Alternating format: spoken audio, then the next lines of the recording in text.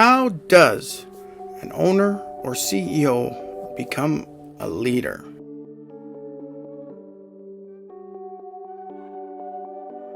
Stick around because I'm going to give you my list later in the video as an HR professional what I think a true leader should be within an organization. I guess we've all kind of figured out that ownership and leadership aren't necessarily the same thing. As a CEO or founder, you may hold the title, but true leadership goes far beyond the corner office.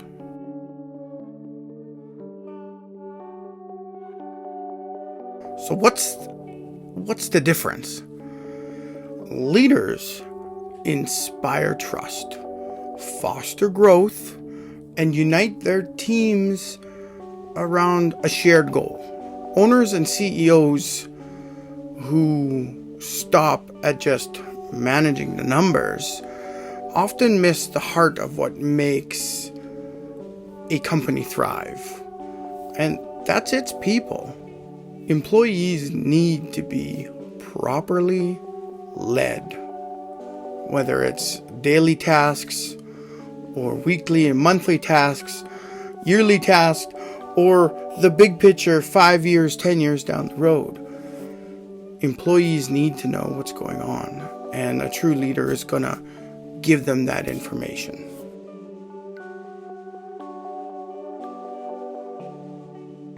So here's my list of 5 things. How does an owner or CEO become a leader? It starts with these key actions. Number 1, listen to understand. Leadership begins with empathy. Take the time to truly hear your team, their challenges, ideas, and concerns. Too often, our leaders are there just to tell us what to do, being just the boss. But a true leader is going to take feedback with them every time, because it's a feedback loop. Number 2, model accountability. Great leaders own their mistakes and set an example of integrity. Too often, we find out that a leader is hiding that they messed up or something like that. This isn't a bad thing. This is a learning opportunity. Because if I know my boss or my leader can mess up and be forgiven, then some of the pressure is now off me. So I can also be allowed to make mistakes and learn. Number 3, invest in your people. Provide the tools, the training, and trust your employees' own need to succeed. Because in most cases, if most people, they want to succeed. They want to be good at their job. A thriving team builds a thriving business. So if you have a bunch of employees who all want to do good, whether it's because they enjoy their job, they enjoy the environment, or they enjoy you and they like the way you as their boss, as their leader, are treating them. Number 4, communicate with clarity. I know sometimes I don't speak very well, and I try to slow down so that everybody can understand me. Share your vision often. I'd already mentioned giving information 5 years down the road, what the big picture plan is.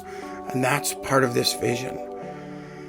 You have to align your team with purpose and direction. So don't work in a vacuum.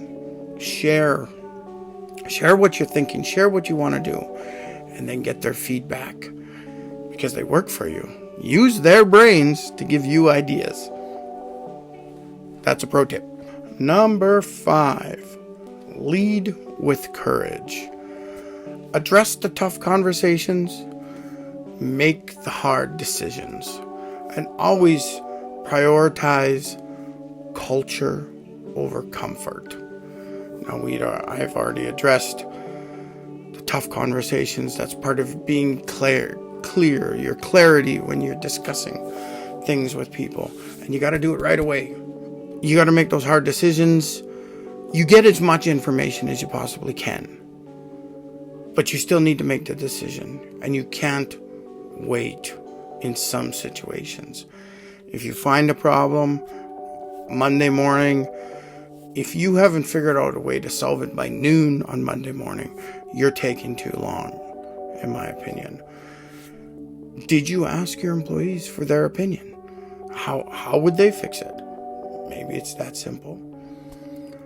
And prioritizing the culture over comfort. I mean your comfort as the leader, as the boss.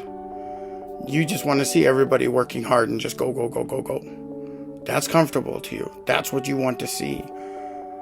But that may not be the culture you want, because not everybody thrives on a fast-paced, chaotic environment. You've got to make sure you take time for the culture in the organization, because it's the culture that is going to attract the best employees the next time you put out that job ad. It's the culture that's going to have ex-employees rave about you and give you amazing reviews and say, hey, if you want to learn this skill, go work for them for a couple years, right? That's the culture.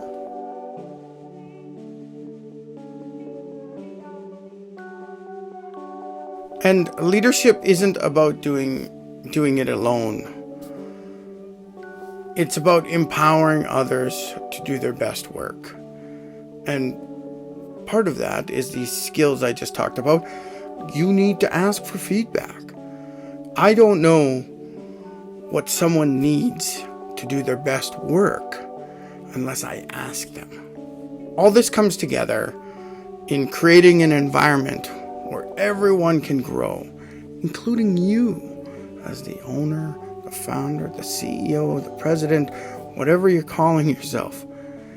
You need to be able to grow.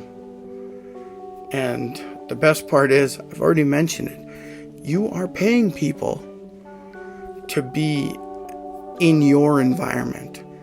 You are allowed to ask them for ideas and feedback. Don't be scared of it. Embrace that. Now, are you ready to take the next step toward becoming a true leader? Maybe you already are. Maybe you're well on your way. I thank you for watching this video. Let me know in the comments, what's one leadership quality you admire the most? Thanks. Have a great day.